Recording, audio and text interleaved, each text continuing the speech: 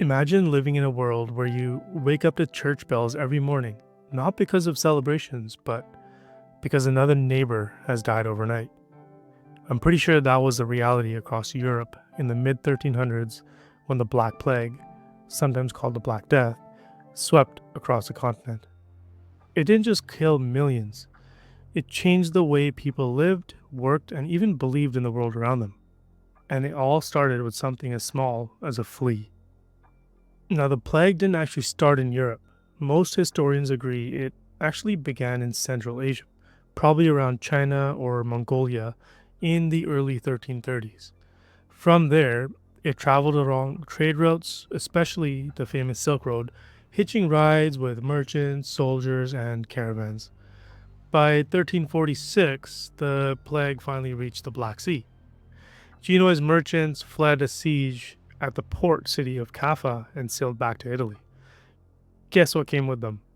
Rats carrying fleas that were infected with the deadly bacteria Yersinia pestis. I'm pretty sure nobody on those ships realized they were about to bring one of the deadliest pandemics in history straight into Europe's busiest city. The disease spread with terrifying speed. Rats stowed away on trading ships, and fleas leapt from animal to humans. Within weeks, entire ports were infected. From Italy, the plague swept across France, Spain, and then up into England, Germany, and Scandinavia. Now, one of the scariest things, medieval people had no idea how diseases worked. They thought it was bad air or a punishment from God. That meant they didn't know how to stop it. In fact, many of their attempts, like gathering in churches to pray, actually made things worse. Cities were packed and sanitation was awful, and travel nearly stopped. So, merchants still traded, soldiers still fought, and the plague rode with them. By 1353, almost no corner of Europe had escaped its reach. I'm pretty sure nowhere felt safe anymore. So, what was it like if you caught the plague? People developed painful swellings or bubbles around their armpits and groin. These lumps could grow to the size of an apple, turn black, and then ooze blood and pus. That's actually where the name Black Death came from. Victims often developed fevers, chills, and started to vomit blood. Death usually followed within 3 to maybe about 5 days. Some versions of the plague were even worse. The pneumonic form spread through coughing and could kill in just 2 days. Survival rates were awful, and in some towns, over half the population died within weeks. I'm pretty sure hearing a cough back then was just as terrifying as hearing church bells outside your door. The numbers are almost impossible to grasp.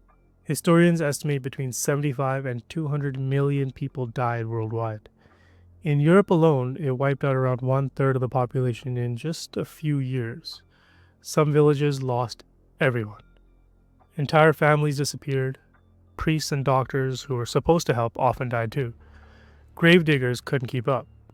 And in some cities, bodies were piled in the streets and buried in mass graves. The sheer scale of death broke the normal rhythms of life. Food production collapsed, trade halted, and economies crumbled. The world, for a moment, felt like it was ending. Now, what did people do while the plague raged? Some tried to run. Wealthier families fled cities for the countryside, but the disease just followed them. Others turned to religion.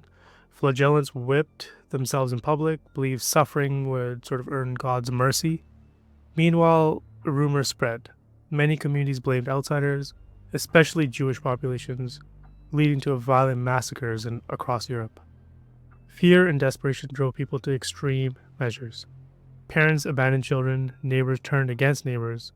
Yet, not everyone gave up. In some towns, survivors cared for the sick, even at the risk of their own lives. I'm pretty sure those small acts of courage are the only reason some communities pulled through. Even medicine at the time had no answers. Doctors wore strange bird-like masks filled with herbs, thinking they could filter out bad air. People carried flowers, burned incense, or even held herbs in their mouth to purify the breath. Some thought bathing was dangerous, so they avoided water completely. Others tried drinking potions made from crushed emeralds or mercury, obviously deadly in themselves. Barber surgeons lanced buffaloes with knives, hoping to drain the poison. and almost nothing worked. The plague kept coming, wave after wave, for centuries. But these desperate cures show just how little people actually understood the disease and how far they'd go to survive. Now, when the population dropped by a third, everything changed. Suddenly, there weren't enough farmers to farm fields or build roads. Laborers who survived demanded higher wages, and in some places, they got them. Feudal lords lost power because peasants realized their work was valuable. This helped crack the rigid class system of the Middle Ages. At the same time, entire industries collapsed. Trade routes were broken down, universities closed, and even the Catholic Church lost trust because prayers and rituals couldn't stop the plague. I'm pretty sure this was one of those rare moments in history where a disaster didn't just kill people, it sort of rewired society in itself. And by the late 1300s, the first big wave of plague slowed down, but outbreaks returned for centuries. London, Paris, and other cities were hit again and again. Eventually, sanitation improved, quarantines became a little bit more effective, and medical knowledge also grew. But the legacy of the Black Death was clear. It weakened feudalism, reshaped economies, and even paved the ways for the Renaissance by shaking old structures apart. It also sparks the beginning of public health measures that we still use today, like isolation, inspection, and even sanitation. And I'm pretty sure the world that we know now, from modern cities to modern medicine, owes part of its shape to the trauma of the plague. The Black Plague remains one of the deadliest disasters in human history. It was brutal, tragic, terrifying, but it also forced humanity to adapt, rebuild, and rethink the way we live together.